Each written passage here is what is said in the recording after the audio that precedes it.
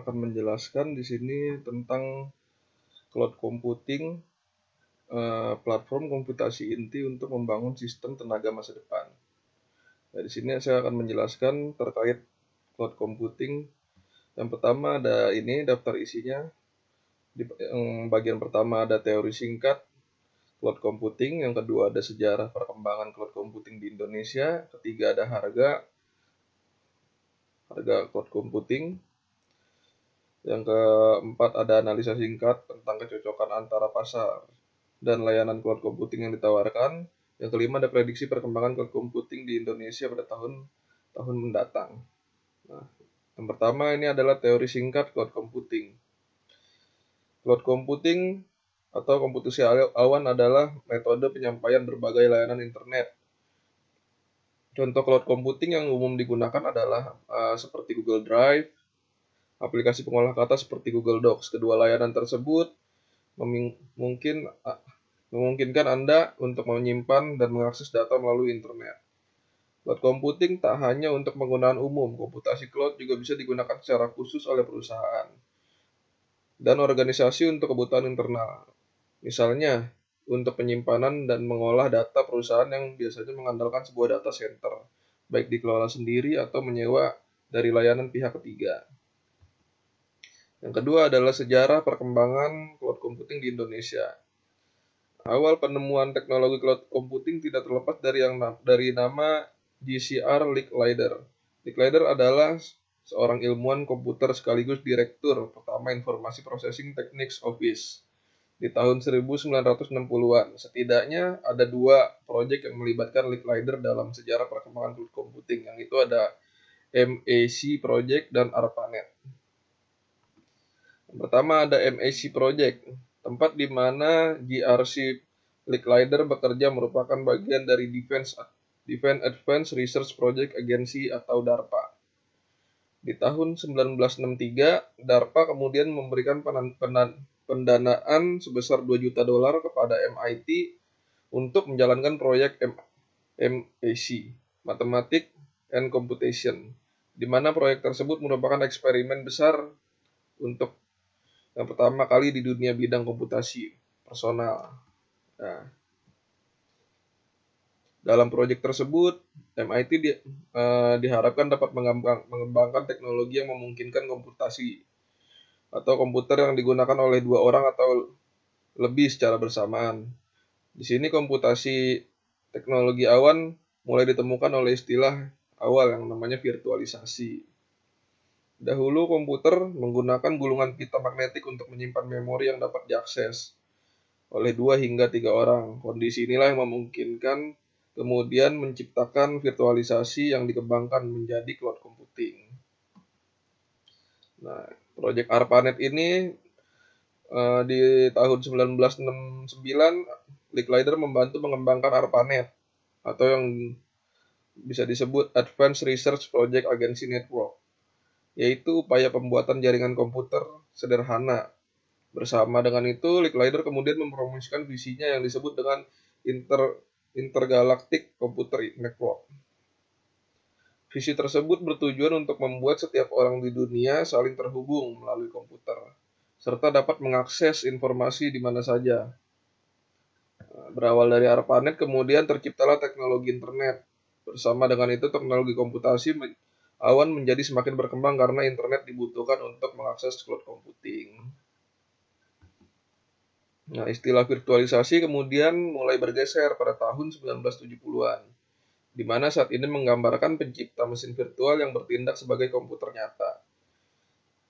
Dengan sistem operasi yang berfungsi penuh, ditambah kehadiran internet, virtualisasi berkembang pesat. Banyak bisnis yang mulai menawarkan jaringan virtual pribadi sebagai layanan yang dapat disewakan. Kemudian penggunaan komputer virtual pun semakin populer di tahun 1990-an. Saat itu konsep virtualisasi mengacu pada pengembangan infrastruktur komputasi awan modern. Nah, sekian mungkin dari saya materi yang saya bisa jelaskan. Materi selanjutnya akan dilanjutkan oleh rekan saya yang bernama Kasano Deo Araksando. Perkembangan di Indonesia, perkembangan layanan komputasi awam ditandai dengan masuknya pemain-pemain besar di bidang cloud computing yang menawarkan berbagai kemudahan melalui inovasi teknologi tersebut. Nah, di sini ada 5. Urutan pertama itu ada Amazon Web Services, Microsoft, yang ketiga Alibaba, Google Cloud, dan terakhir adalah layanan cloud computing.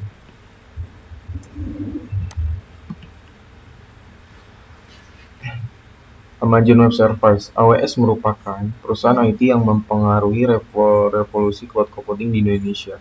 Perusahaan ini menyediakan berbagai layanan komputasi awam seperti privat virtual, server dengan skala yang dapat diatur, database management system, cloud storage, dan lain sebagainya.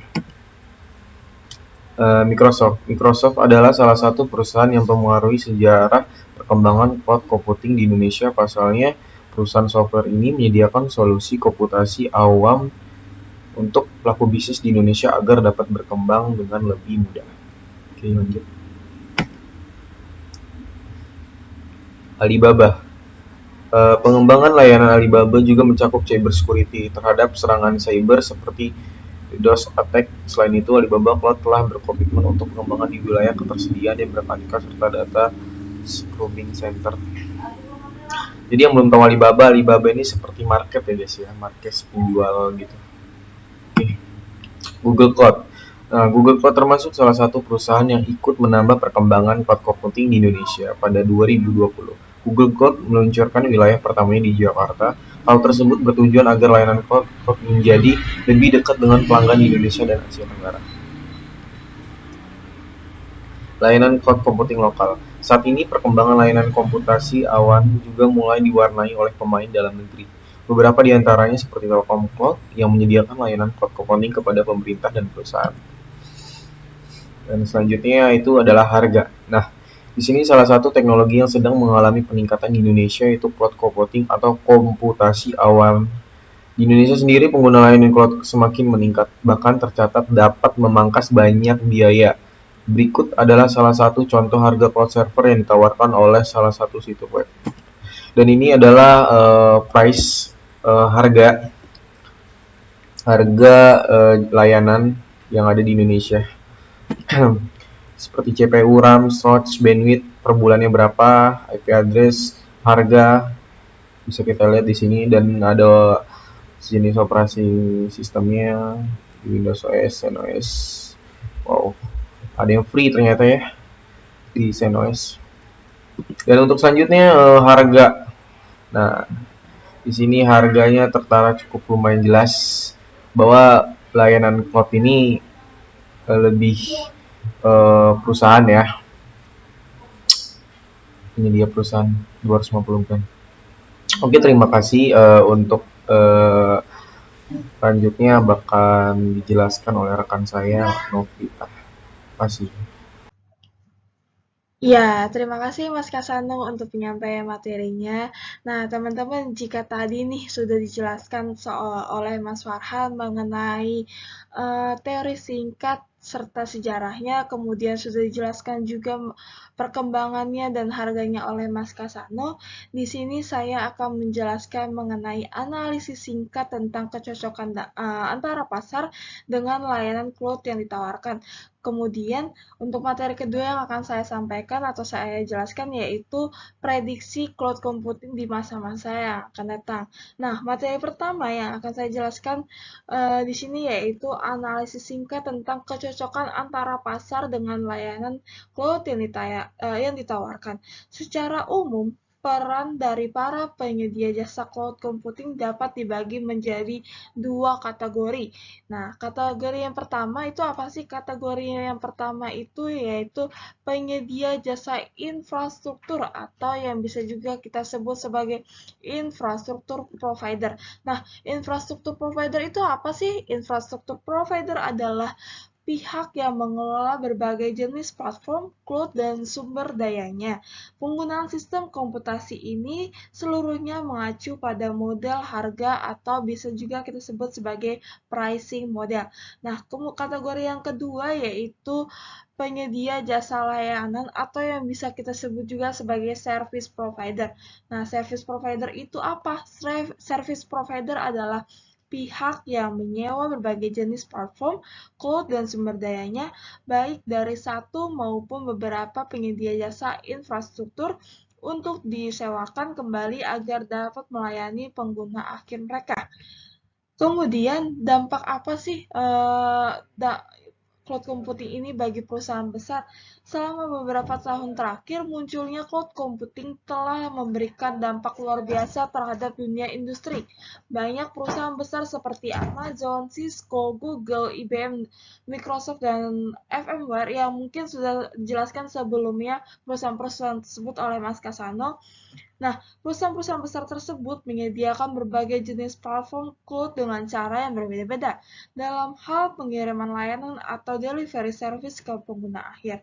Pengiriman layanan ini sepenuhnya berdasarkan pada model bisnis mereka masing-masing. Perusahaan-perusahaan tersebut berlomba-lomba nih atau bersaing mengembangkan model cloud computing sehingga lebih bertenaga dan handal serta lebih efisiensi dari segi harganya. Kemudian di sini ada beberapa layanan cloud computing. Yang pertama ada perangkat keras atau yang biasa kita sebut juga sebagai hardware. Kemudian yang kedua ada infrastruktur. Yang ketiga ada platformnya. Yang keempat ada aplikasi tanpa membutuhkan pengetahuan pengguna akhir lokasi fisik. Yang kelima ada aplikasi tanpa membutuhkan pengetahuan pengguna akhir konfigurasi.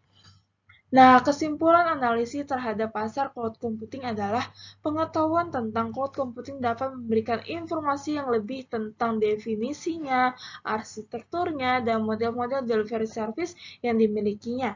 Isu dari cloud computing saat ini adalah efisiensi dan kelincahan dari sistem yang dimilikinya. Sistem ini juga secara sekaligus dapat meningkatkan kehandalan, keamanan, dan pengendalian yang lebih baik bagi pengguna maupun penyedia jasa. Jadi bukan hanya bagi pengguna aja atau bagi penyedia jasa aja, tapi baik bagi keduanya.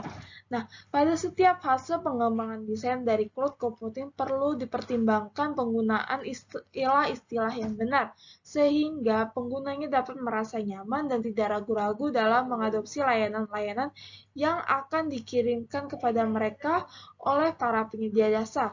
Oleh karena itu, diperlukan cara yang efektif untuk mendistribusikan cloud computing kepada penggunanya. Nah, materi selanjutnya yang akan saya jelaskan yaitu materi mengenai prediksi perkembangan cloud computing di Indonesia pada tahun-tahun yang akan datang. Sebagai contohnya, saya di sini akan mengambil contoh Oracle. Karena apa? Karena Oracle baru saja merilis prediksi tentang bagaimana cloud pada perusahaan berevolusi dan bagaimana sistem cloud tersebut akan terlihat pada tahun 2025. Pada tahun 2025, Oracle melihat akan semakin banyak perusahaan merangkul model cloud generasi berikutnya untuk mencapai tingkat otomatisasi yang belum pernah terjadi sebelumnya, hingga akan membentuk lingkungan teknologi informasi masa depan dan membentuk teknologi serta model bisnis yang akan mengubah wajah komputasi perusahaan. Dengan keadaan ekonomi digital yang tumbuh cepat yang diprediksi akan mendominasi wilayah Asia Tenggara, ekonomi digital Indonesia sendiri diperkirakan akan memberikan kontribusi yang signifikan terhadap pertumbuhan ekonomi negara. Nah, sebuah laporan oleh PricewaterhouseCoopers atau PwC menyatakan bahwa transformasi digital dan revolusi industri 4.0 diharapkan dapat meningkatkan pendapatan perusahaan di Indonesia sebesar 39% selama berapa tahun? Selama 5 tahun ke depan, dan penghematan biaya diperkirakan akan mencapai 57%, mengikuti efisiensi hingga 68%. Teknologi dipastikan akan semakin berperan, terutama cloud dan teknologi yang didorong data seperti AI atau Artificial Intelligence, Automation, Blockchain, dan IoT atau Internet of Things. Nah, di sini saya mengambil kata-kata mutiara nih dari David Omas selaku Managing Director Oracle Indonesia, yaitu untuk menjadi sukses para pemimpin bisnis harus yakin bahwa mereka memiliki platform dan rencana yang tepat untuk menangani perubahan. Nah, sekian video materi yang sudah kami sampaikan. Mohon maaf bila ada kata-kata yang mungkin kurang jelas. Sekian dan terima kasih.